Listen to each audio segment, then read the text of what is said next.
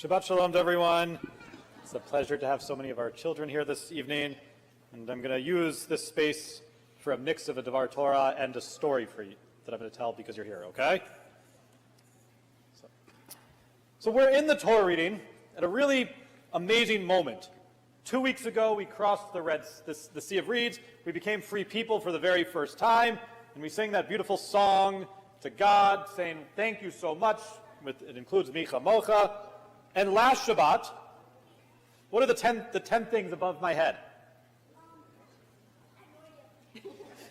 Okay. The 10 Commandments. We received the 10 Commandments. You've heard about those, right? The 10 Commandments.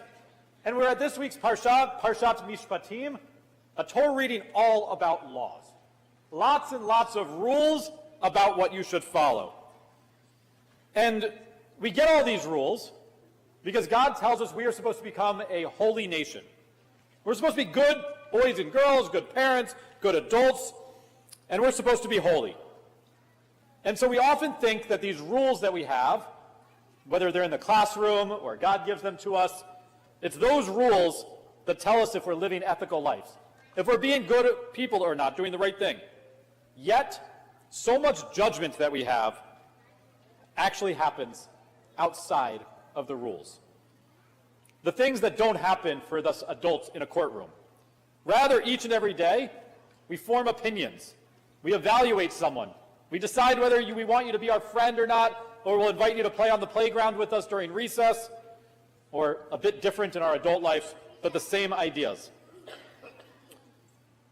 And so I want to share a story with you that's told by Rabbi Shlomo Carlebach, who actually put together so much of the music of the Kabbalat Shabbat service that we know. This was the story Rabbi Carlebach taught. All the a townsperson had been taken captive, and they were being ransomed for 5,000 rubles. No one had enough money. That's a type of money. Dollars. $5,000. It's a lot of money. And they were trying to get him back, but nobody had enough money to do that. So they turned to the rabbi of the town and said, what should we do? And so the rabbi of this town came to the two other rabbis in the community and he said, what are we going to do? And they said, don't worry. I know exactly who we're going to go to. We're going to go to Menachem the miser, the guy who never gives any money at all. We're going to go to him, and he's going to get us the 5,000 rubles to be able to get this person back. And so they go to this person, and they explain to him, we need this money, we need 5,000 rubles, it's a really, really important situation. Will you help us? We'll give you a blessing if you help us come up with the money. He says, I've got no money to help you. And the three rabbis start walking away, and as they're about to leave his property, this guy, the miser, Menachem the miser, says, wait, come back. So the three rabbis really excitedly come back. They're waiting for him to say, here's the 5,000 rubles to help you. And he says, I've got 1 penny for you. And he hands him one old, dirty penny. And the rabbi says, thank you so much. Yeah, it's only 1 cent, exactly. That's all they gave him. Way short of the $5,000.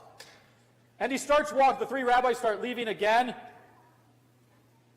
And right again, the man says, wait, come back. And they come back and he hands them 1 penny more. Again. Now he has 2 pennies. And this keeps going on and on and on until finally, Menachem the miser says, here's 5 rubles. Here's 10 rubles. And this back and forth of wait, come back keeps happening. And eventually, Menachem the miser gives all $5,000, all 5,000 rubles, to be able to get this person back.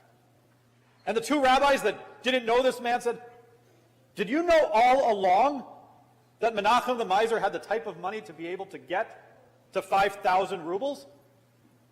And the rabbi said, yes. But then why did nobody ever get anything from this man in this town before this moment?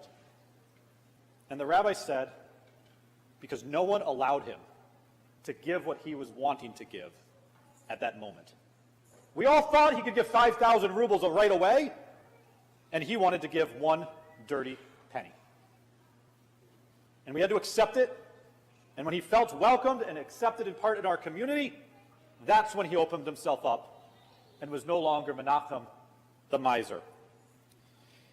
And I know this story is about money, but it actually has nothing to do about money. It has everything to do with this week's Parsha, about what it means to judge people before we even give them the opportunity. Some people in this community expected this person to just open up their checkbook and give everything he had without ever knowing him. And other people just thought he was always this stingy person who had all the means but never was willing to give it.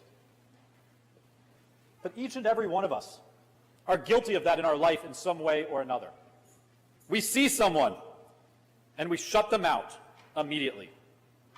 If it's somebody in our class that we don't like the way they dress, we don't like what they said in a certain subject, they're not going to be our friend. We do the same thing in our business world. What about when we ignore somebody without ever knowing their name or anything about them? We shut people out whose opinions are different than ours just from what we perceive about them. And so Parshat Mishpatim reminds us to really be holy people isn't only about those laws that can be tried in the court of law.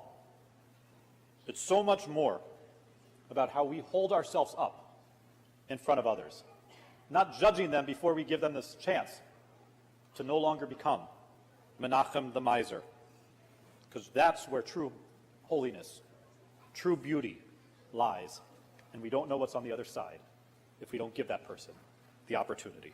Shabbat Shalom.